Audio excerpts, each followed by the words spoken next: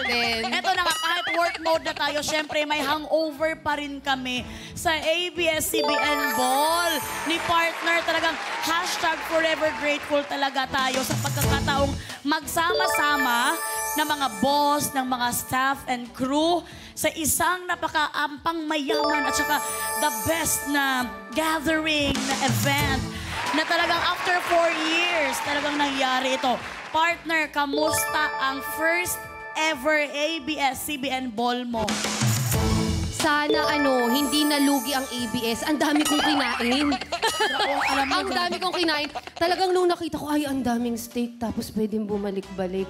Minsan nga, inutosan ko pa si Christian, ikaw na kumuha kasi nakatatlong Partner, balik. alam mo, kasi yung ball kasi, dito na side sila partner, Jenica. Ay, grabe.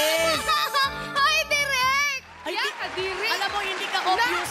Hindi ka obvious na madami kang kinain. Kasi yung side kasi nila dito na side sa left side. Yung side na naman ng ibang artista dito. Alam mo dito hanggang dulo may pagkain pa yung sa kanilang catering, ubos na. Ikaw pala yun. Dahil sorry, partner. Pero alam mo, ano pinaka-highlights mo doon sa ABS-CBN Ball? Yung pagkain talaga. Hindi yung pagkain kasi ang sarap, ang init. Hindi na kasi tayo masyado Ako lang ba? Di ba hindi na tayo masyado nakakakain kasi ng mainit na pagkain tapos hindi mo siya gawa. Oo. So parang libre din, uy. Oo, masarap Kaya talaga. parang, yun, ikaw naman, ikaw puro katanong sa akin. Gusto ko malaman, ano naman ang highlight ng ABS-CBN Ball mo? Teka, Leg! Sorry. Sino kayo dyan? sino kayo? Nandun ba ako? Andong ka at ubod mo ng ganda. Ikaw ang pinakamaganda doon, partner.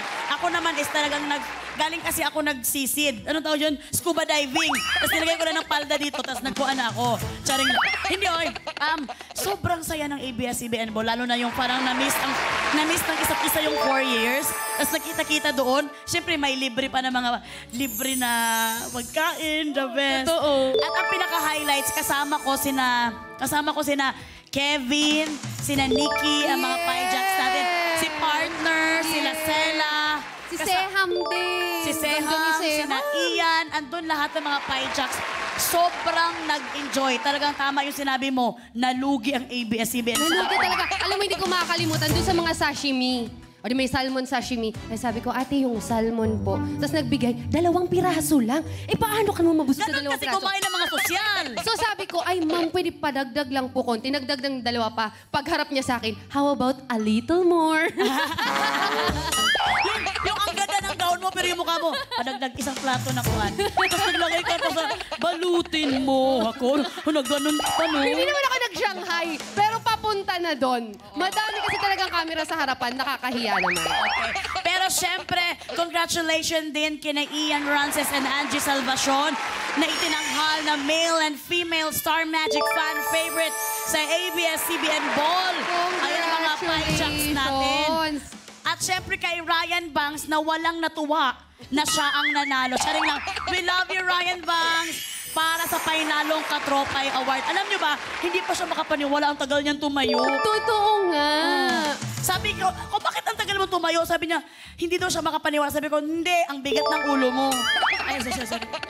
Magkaibigan kasi kami ni Ryan. We love you, Ryan. Congratulations sa lahat ng mga nanalo sa ball. At sana talagang gawin na tong kuan every month.